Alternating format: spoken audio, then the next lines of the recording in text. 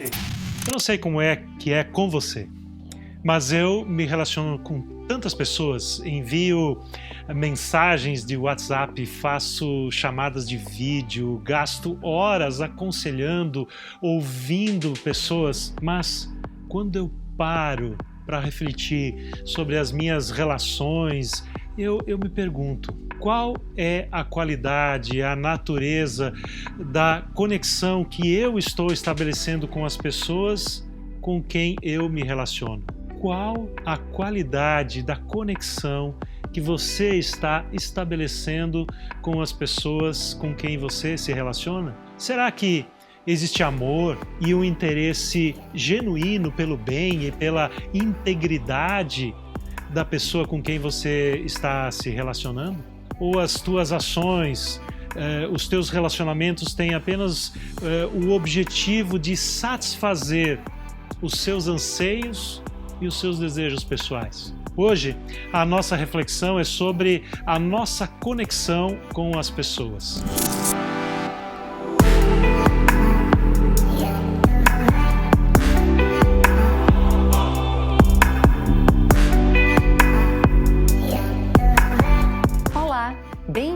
Bem-vindo à Luterana Floripa. Este é o terceiro culto da série Desconectados, com o tema Desconectado das Pessoas. Você também pode ver o primeiro, Desconectado do Eu, e o segundo culto, Desconectado de Deus. Deus é quem nos dá a vida. Não existe vida de verdade sem termos contato com Deus, o nosso Criador. Porque Deus veio ao mundo na forma humana de Jesus. Nós temos assim a oportunidade de voltar a conviver diretamente com Ele, por meio do Espírito Santo, a qualquer momento. É para esse Deus, que é ao mesmo tempo os três, que nós fazemos esse culto. E a partir do convívio com Ele, nós podemos experimentar conexões profundas com o nosso ser e com aqueles que estão à nossa volta. Deus, Tu sabes que o nosso mundo está cada vez mais desligado de Ti. Mais do que isso, nós estamos nos desconectando das outras pessoas, sem percebermos que fomos criados para estarmos juntos uns dos outros, vivendo as nossas diferenças para cumprir o nosso papel, cada um com a sua individualidade. Toca o nosso coração para aprendermos a nos amarmos e respeitarmos as nossas diferenças. Em nome de Jesus. Amém.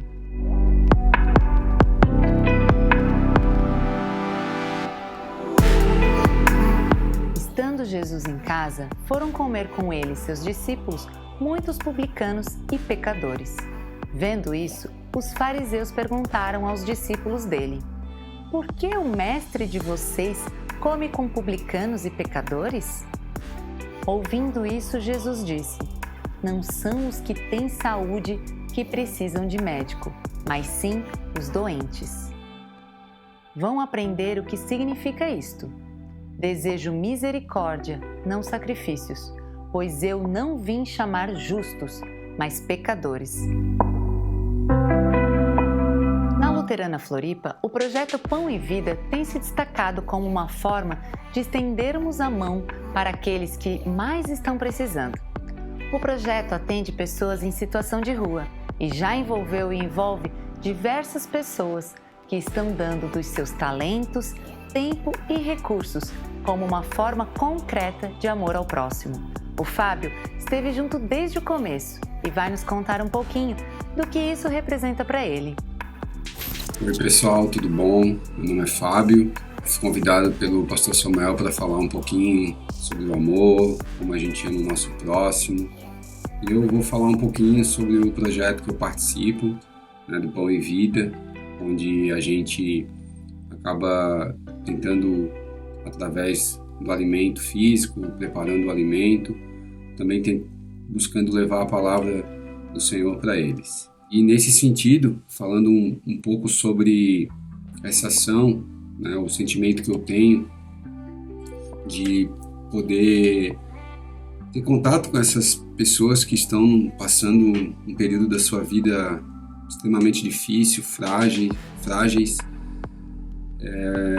onde a gente tenta realmente se aproximar e a gente vê como a gente tem, como Deus derrama tantas bênçãos sobre as nossas vidas, e a gente merece compartilhar um pouquinho com essas pessoas e falar um pouquinho que tem alguém que ama elas, tem alguém que não gostaria muitas vezes que ela estivesse naquela situação. Muitas vezes elas têm muitas mágoas sobre o seu passado, que realmente precisam exercer o perdão, apagar esse passado. Só a partir da confissão é possível a gente restabelecer a conexão com Deus. Então, essa dedicação, esse trabalho que eu procuro fazer, vai nesse sentido de tentando, né, dentro desse grande mandamento, amar a Deus é algo, eu entendo, mais intrínseco a mim, ao meu comportamento, às minhas atitudes perante Deus. Mas o segundo é bem claro, né? Amar o seu próximo. O seu próximo vai além dessas pessoas que estão ao nosso redor, essas pessoas mais familiares, próximos mesmo. Eu acho que vai para pessoas que você muitas vezes não conhece. Então, chegar ali, perguntar o nome da pessoa e dedicar um pouco do seu tempo a ouvir a história dela, a falar uma palavra de consolo para ela, dizer que ela pode fazer diferente, ela pode querer mudar. A gente sabe de várias realidades que tem ali, algumas realmente não querem sair dessa situação, podem até querer conhecer a Deus um pouco mais a fundo, mas outras realmente querem buscar, né, sair dessa situação. Então, o meu projeto, ou a ideia do projeto que eu participo, é realmente a gente ir na linha de amar o próximo e transmitir um pouquinho de todas essas bênçãos, todas as maravilhas que Deus tem derramado na nossa vida, e a gente estender esse amor e falar da palavra dele e poder mudar a vida deles como Deus tem feito com nossas vidas diariamente, né? Tentando mudar e ser um ser humano melhor. Então é isso. Convido também todos que têm essa vontade, que têm esse desejo de tentar fazer um pouquinho a diferença nesse mundo, a participar desse projeto também com a gente. Tá bom? Obrigado. Tchau, tchau. Sempre que temos a oportunidade de fazer algo bom para as pessoas à nossa volta e não fazemos, estamos errando diante de Deus, porque Ele fez o que não precisava fazer. Veio ao nosso encontro em forma humana. Desceu da glória para viver a nossa vida. Por isso, qualquer tentativa de amar ao próximo é também uma forma de manifestar o amor de Deus pelas pessoas. Nesses momentos, nos tornamos instrumentos de Deus no mundo. Tenha um tempo agora para pedir perdão pelas vezes em que você foi omisso ou virou o rosto para aquelas pessoas que estavam precisando de você.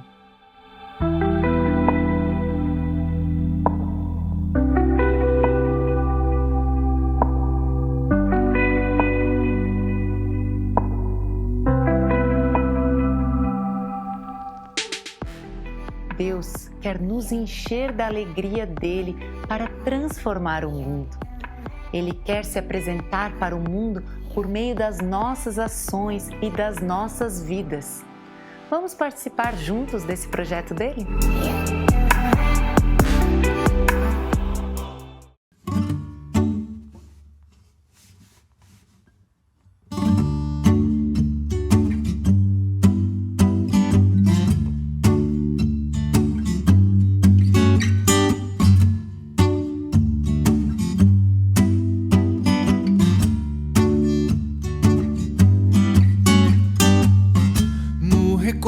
Das montanhas dá pra perceber, na espuma quando a onda bate posso ver, na aquarela de 1000 cores entre os animais, nos sabores e odores que o vento traz, no ruído delicado, chuva molhando o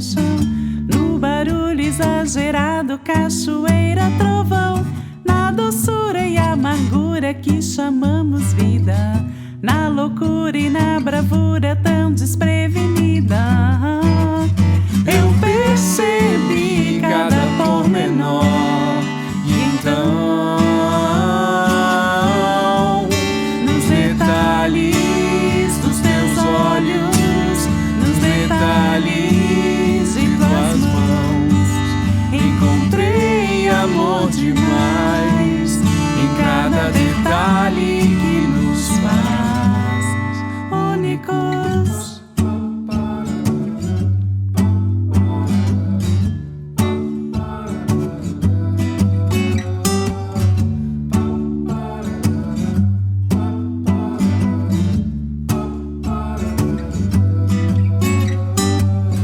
No ruído delicado, Chuva molhando o chão, no barulho exagerado, cachoeira, trovão, na doçura e amargura, que chamamos vida, na loucura e na bravura tão desprevenida. Eu percebi cada pormenor e então, nos detalhes dos teus olhos, nos detalhes de tuas mãos, encontrei amor demais em cada detalhe que nos faz, nos detalhes dos teus olhos, nos detalhes de tuas mãos, encontrei amor demais em cada detalhe que nos faz.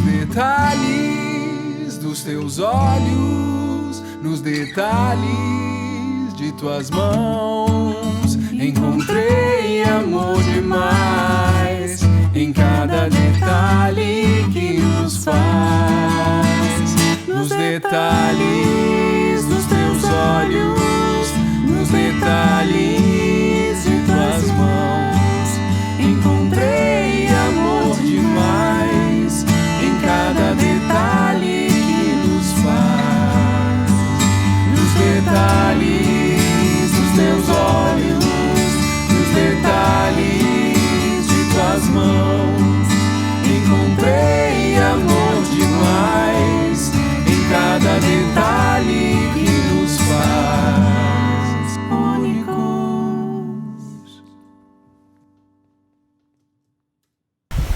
Eu tenho ferro lá dentro, que ainda é todo sujo de ostra. Amar ao próximo é a essência da verdadeira espiritualidade. No Evangelho de Mateus, capítulo 22, os versículos 36 a 39, Jesus é questionado por um líder religioso da sua época sobre qual era o maior e mais importante mandamento de todos. Em sua resposta, Jesus disse que o primeiro e grande mandamento era amar a Deus acima de todas as coisas, e o segundo é amar ao próximo como a si mesmo. Na medida em que nós dedicamos tempo para contemplar e ouvir a Deus, e nós falamos bastante sobre isso na mensagem anterior, nós somos convidados a tomar consciência da presença das pessoas ao nosso redor. Não é que, na medida em que nós nos conectamos com Deus, nós nos desconectamos das pessoas. Muito pelo contrário. Quanto mais profunda é a nossa conexão com Deus, isso vai nos conduzir, vai nos impulsionar a nos conectarmos também mais profundamente com as pessoas. Os líderes religiosos na época de Jesus não associavam o amor misericordioso de Deus com a necessidade de serem zelosos e completamente comprometidos em crescer nessa capacidade de amar as pessoas, de se conectar com as pessoas para que elas pudessem crescer e encontrar o seu caminho na sua relação com Deus. Na verdade, Todos nós queremos que as pessoas ao nosso redor desistam de si mesmas e que se tornem o que nós queremos que elas sejam. E isso, de fato, não é amor. Isso é controle. Preferimos que as pessoas que estão próximas de nós pensem, sintam, ajam em relação ao mundo da mesma forma que nós. Preferimos a ilusão da uniformidade, quando na realidade nós somos muito diferentes uns dos outros. Quero que o mundo dos outros seja exatamente como o meu mundo. E essa forma de se relacionar com os outros também pode se expressar na forma como nós nos relacionamos com Deus. Isso acontece, por exemplo, quando eu me coloco no centro do universo e Deus é muito mais um ajudante de ordens que está a meu serviço do que o Deus que me criou e a quem eu devo a minha vida e tudo que eu sou. Na verdade, todos nós nascemos narcisistas e aprendemos a nos desenvolver a partir do nosso narcisismo, para aí começar a estabelecer relações de interdependência. Isso é um objetivo importante da nossa caminhada de vida e na nossa relação com Deus. Em Gênesis, capítulo 2, versículo 24, está escrito: por essa razão, o homem deixará pai e mãe e se unirá à sua mulher, e eles se tornarão uma só carne.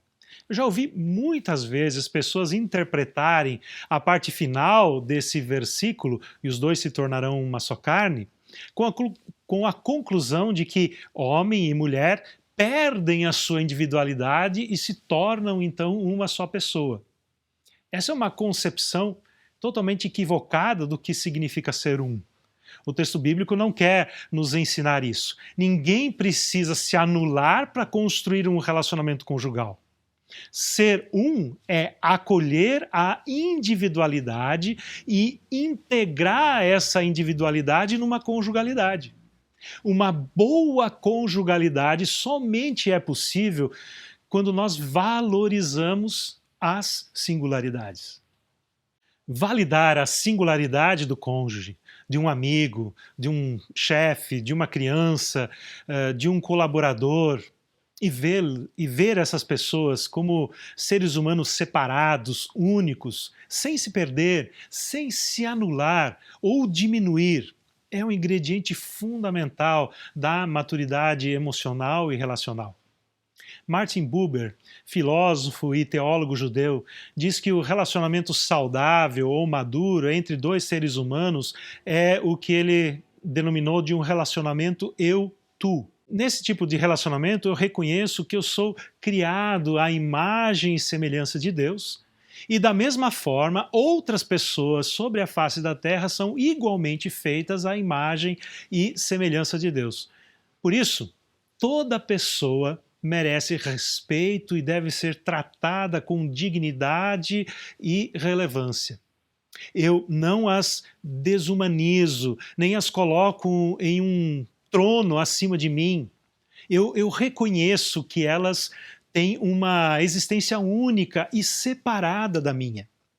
Buber argumenta que, na maioria dos nossos relacionamentos humanos, nós perdemos de vista as outras pessoas como seres separados de nós. E tratamos as pessoas como objetos, como coisas. Então, no relacionamento com coisas, eu trato a outra pessoa como um meio para o fim. Como, por exemplo, usamos uma escova de dentes ou qualquer outro objeto de meu interesse. Na prática, isso acontece quando, por exemplo, eu trato meus familiares como se eles não fossem responsáveis por sua liberdade, por seus sonhos, por sua autonomia. Então eu espero que eles sejam o que eu penso sobre eles, que eles sejam o que eu penso que eles devem ser. Então, reconhecer a singularidade e a separação de cada pessoa na face da Terra é, segundo Martin Buber, essencial para nós desenvolvermos uma maturidade emocional. Então, os verdadeiros relacionamentos, conforme Martin Buber, somente podem existir entre duas pessoas que desejam se conectar através das suas diferenças. Existe o meu mundo, são os meus amores, os meus conhecimentos, as minhas experiências, as minhas histórias de vida. E existe o seu mundo. Entre o meu mundo e o seu mundo, existe um espaço que precisa ser preenchido e conectado. E Deus se manifesta num diálogo e num relacionamento genuíno e preenche o espaço no meio desse relacionamento eu-tu. Mas, para isso, de fato, eu preciso reconhecer que o outro é um tu, não é uma coisa, não é um objeto. É uma experiência poderosa amar alguém devidamente, tratando como um ser único, não como uma coisa. Quando o amor genuíno é liberado nesse relacionamento, a presença de Deus se manifesta. O espaço separado entre nós torna-se um espaço sagrado, um espaço santo, um espaço de conexão, um espaço de genuína comunhão e unidade.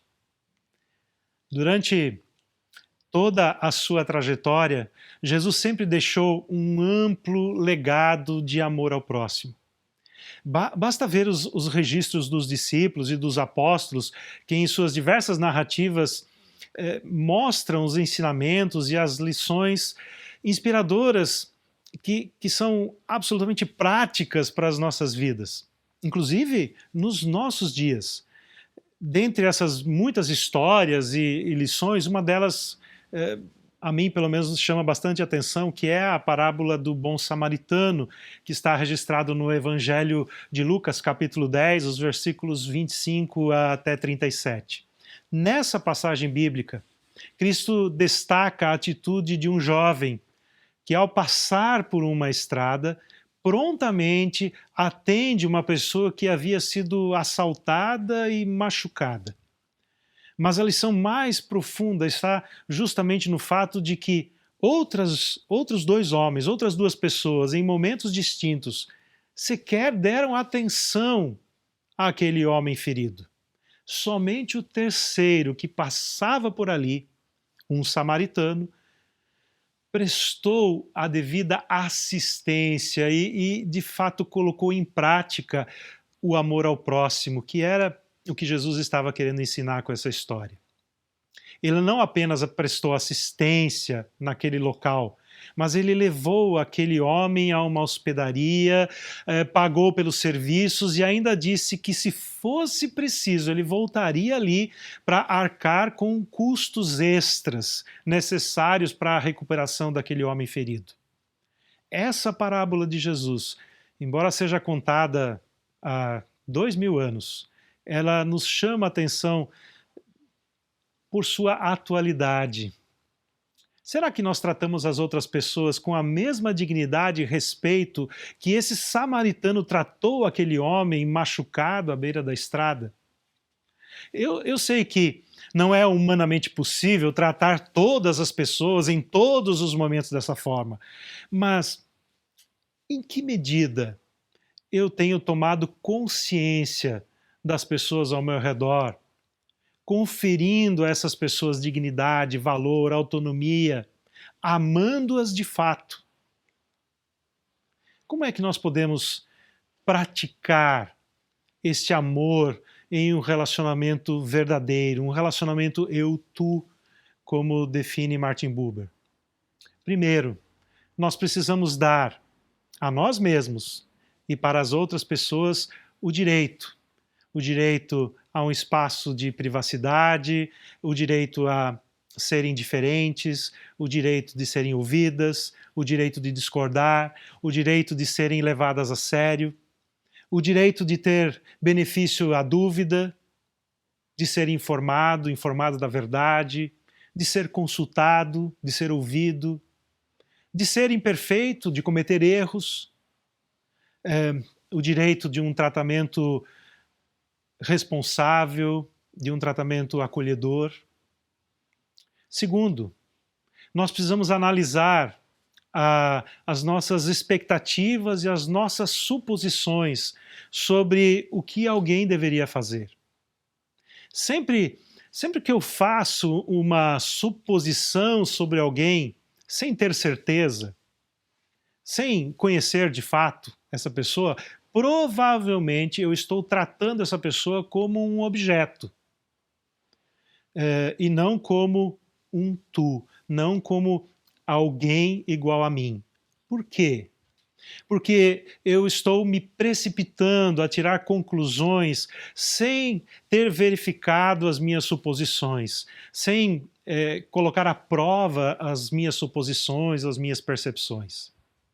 Pense uma vez em como você se sente quando alguém se irrita porque você não atende às expectativas dessa pessoa.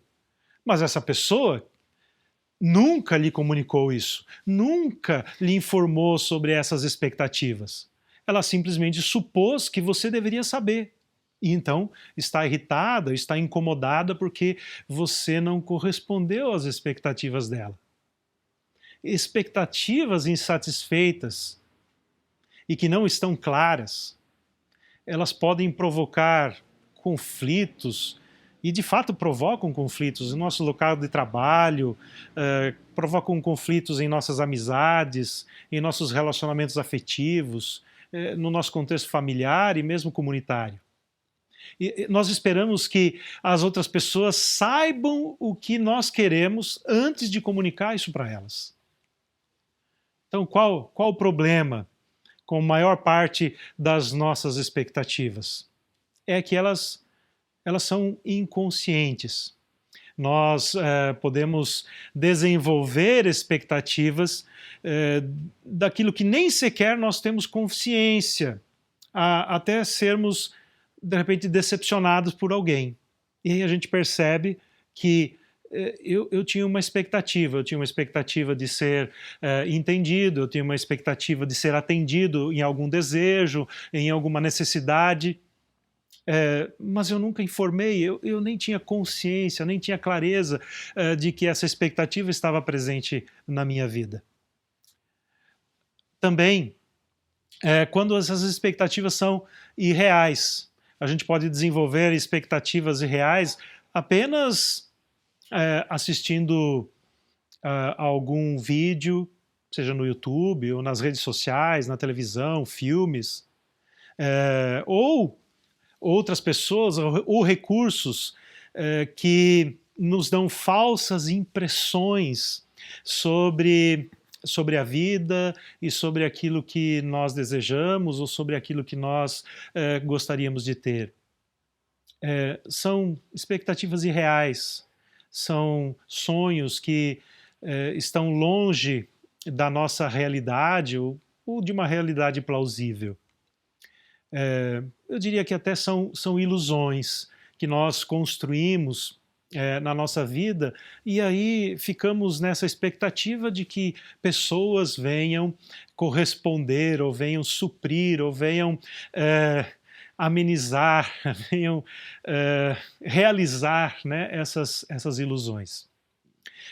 Outro problema dessas nossas expectativas é que elas não são comunicadas. Talvez a gente nunca tenha falado para a nossa esposa, ou para o nosso marido, ou para o nosso amigo, ou para um colaborador em nosso ambiente de trabalho, o que é que nós esperamos. Mas a gente fica então irritado quando as nossas expectativas não são atendidas. Mas como assim? Por que você não fez isso? Por que você não realizou isso? E também as expectativas podem ser um problema porque elas não são negociadas. Nós temos os nossos próprios pensamentos sobre aquilo que nós desejamos, sobre aquilo que nós esperamos, mas nós não nos colocamos ou nós não buscamos acordos a respeito desses pensamentos ou desses objetivos ou desses sonhos com a outra pessoa ou com as outras pessoas que estão implicadas, né, nesses objetivos ou nesses sonhos. Então, um sinal visível e marcante do reino de Deus que podemos oferecer para a nossa cidade é que nós sejamos pessoas que amam devidamente. Para isso, nós precisamos assumir um compromisso de aprender, de crescer e de romper com padrões doentios e destrutivos que tratam as outras pessoas como objetos para satisfazer as nossas necessidades, como pessoas que estão ali para corresponder às nossas expectativas. E às vezes nós chamamos isso de amor. Ah, você precisa me amar. Ah, eu preciso me sentir amado. Mas na verdade eu quero que a outra pessoa realize os meus sonhos, que a outra pessoa faça o que eu desejo, que a outra pessoa seja aquilo que eu penso que ela deva ser. Isso não é amor. Isso, de fato, é tratar o outro como um objeto.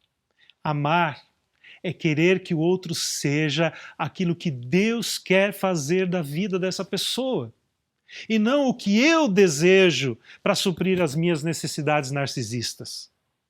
Nossa missão é amar assim como Deus nos ama. Por isso, se você tem dificuldade de amar as pessoas como elas são, você precisa se voltar para Jesus, alinhar a sua vida com Ele, alinhar a sua vida com o amor que Ele tem por você. Que assim você possa refletir e avaliar como é que estão as tuas relações. Elas são relações onde você respeita, onde você valoriza, onde você valida a outra pessoa como ela é? Ou são relações que tratam a outra pessoa como um simples objeto dos teus desejos, dos teus sonhos ou das tuas expectativas? Pense sobre isso, reflita, que Deus te abençoe.